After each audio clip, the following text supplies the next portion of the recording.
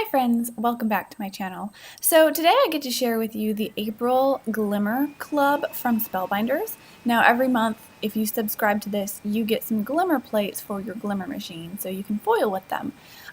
April's plates are these alphabets, and there's a few other pieces in there like this hashtag or pound symbol and an exclamation mark, so it's really fun. You can build your own custom sentiments like I've done here, or you can even take these and personalize gifts, write names, do your own luggage tag if you want to glimmer on leather or some other kind of fabric. So there's a lot of things you can do with these alphabets. I've used them on a few cards already, and I'm going to be showing you today how I've used these plates.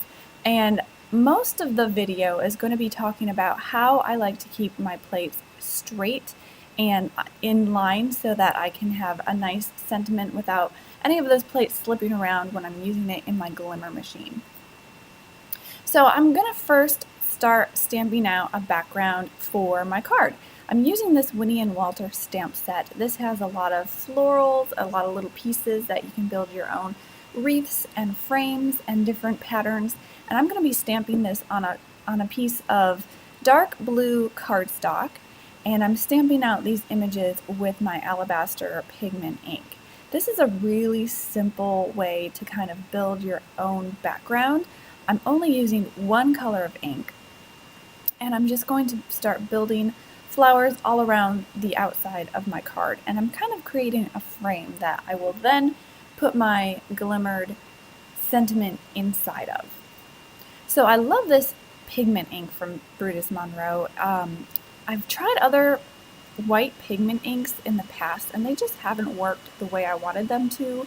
This one I can blend with, I can stamp with, and I always get great results. So I love this ink for these different techniques.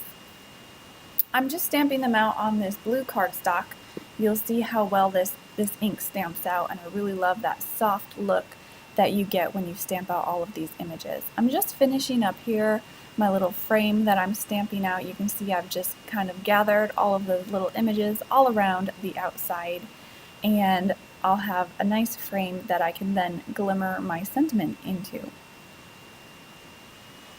So you do want to let that pigment ink dry a little bit. It takes a little bit longer to dry than some dye inks do.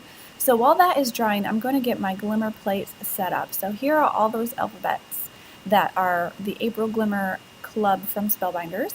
I'm going to turn on my glimmer machine. You can see the light is on there. The platform is warming up. And while I'm waiting for that, I'm just going to kind of figure out what kind of sentiment I want to put on the front of this card.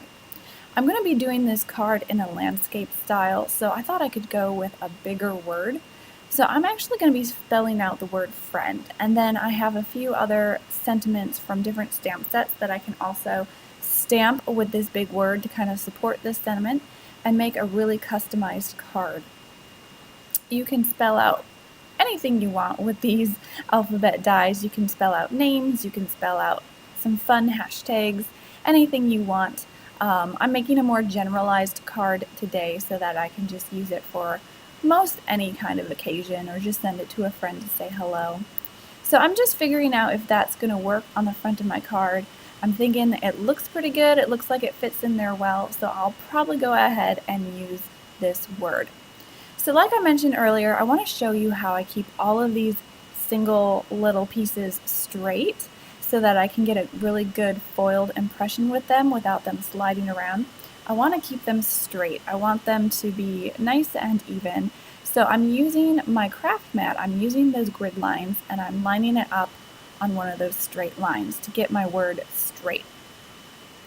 And after I do that, I am actually going to use some press and seal.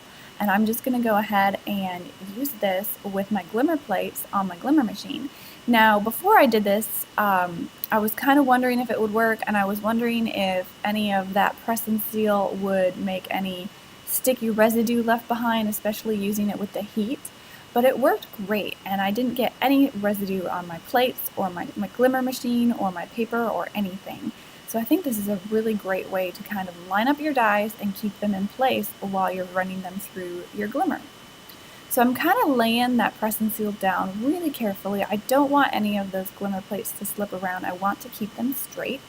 Once I have carefully laid it over those plates, I can kind of press it down onto those plates so I can pick them all up as one piece, and then I can line them up on my glimmer machine. Now you do want them to be backwards on your glimmer machine because you're going to be pressing them into your cardstock. You're kind of building your sandwich backwards, so you do want to flip them around and have them backwards on your glimmer machine so that you get them the right way when you glimmer it. You'll see, it'll make sense. So I'm also using the grid lines on my glimmer machine to line this up to make sure it's straight. And I found that I really love my tool-in-one tool for kind of positioning things around on my glimmer machine while it's heating up. Since it does get kind of hot, I don't think it's hot enough to actually burn you, but sometimes it's nice to have a tool so you don't have to touch that heat. I'm going to be using some copper foil now to foil my sentiment. And another thing I really love about using press and seal is that it also holds your foil in place. So you can kind of get by with using a little bit less foil. You don't have to cut a really big piece to make sure you get it over your plates. You can kind of cut just the size you need. And so it actually helps you to save on some of your foil as well. So my platform is all heated up. My dies are heated up. The timer light is solid. That means we're ready to go. I've put my foil over my plates, and I'm going to layer on my cardstock as well. Now, like I said, I have everything lined up with those grid lines, and so I'm going to also line up my cardstock with the grid lines to make sure that that is straight as well. And so by lining everything up, the sentiment will be straight when I actually foil it. So I'm trying to carefully lay it down. You can see right here I was a little bit concerned that I may have wiggled that sentiment around a little bit, so I've taken my cardstock back off, trying to make sure things are straight, repositioning a few things with my tool-in-one. And I want to say you don't have to really rush to get your foiling done. Once that timer light goes on, you don't have to rush to go ahead and foil it. You can take your time. You can make sure everything is positioned correctly. You're still going to get a great foil. I'd say take your time, make sure everything's right in place so that you can do this once and save your background and not mess it up, because I've done that in the past as well. So put your layering sandwich on top of your glimmer plate just the way your booklet would instruct you to if you're using cardstock. Pop it out of that base really carefully so nothing slides around, and then go ahead and run it through your platinum machine. I like to run this through slowly, and in the past I've gone back and forth several times, but I've learned that you really don't need to do that. If you run it through and then just kind of reverse it back, that's plenty of pressure and time for that foil to adhere to your cardstock. So I'm just kind of cranking it back out, and then the exciting part is always seeing how it foiled. So once I take it out of my Platinum 6, I like to go ahead and just kind of click it back into my glimmer base so that platform can continue to heat up if I want to do more cards. And we're just going to take off our sandwich. We're going to take off all of our pieces, and I'll show you how well this works, this press and seal works for foiling your sentiments. Like I said before, it just peels off really easy. It doesn't leave any sticky residue. So I think it's a really great, simple tool to use for these little pieces to kind of keep them straight and make your sentiment just the way you want it to. So like I mentioned earlier, I'm going to stamp out another supporting sentiment. This is a stamp set from Concord and 9th. It actually has a lot of sentiments that goes with the word friend. So I'm going to pick one of those sentiments, and I'm also going to stamp that out again in Alabaster white pigment ink. And that's going to pretty much finish the card. I do also add a few little Nuvo drops around my frame, and you'll see that in the photos at the end. Otherwise, that finishes the card, and I hope this gives you some ideas on keeping your glimmer plates straight, especially all of these little alphabet pieces. So thanks for stopping by. I hope you enjoyed this. Please don't forget to like, subscribe, comment, hit the bell, and do all the things, and I will see you guys next time.